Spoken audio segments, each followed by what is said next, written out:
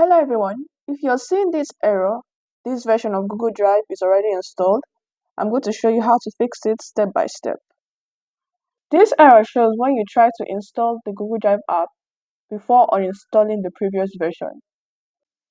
To fix this issue, you'll need to uninstall the Google Drive app. To do that, enter Google Drive in the search bar, right-click on the app and select Uninstall.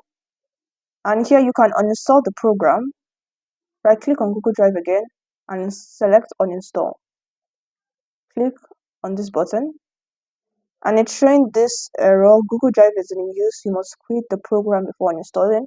So right click on the taskbar and select Task Manager. And here you see Google Drive is still running.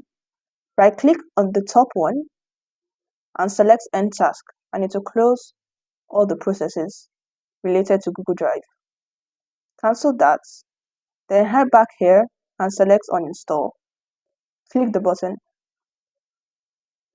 and it should uninstall it successfully.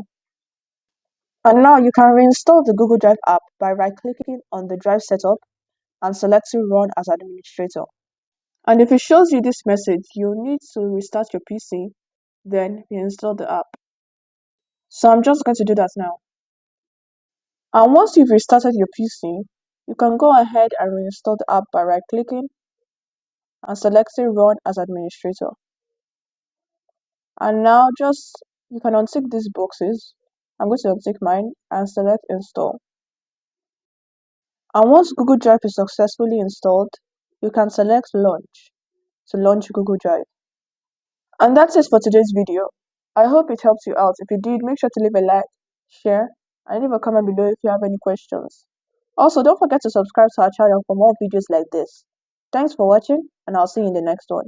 Take care.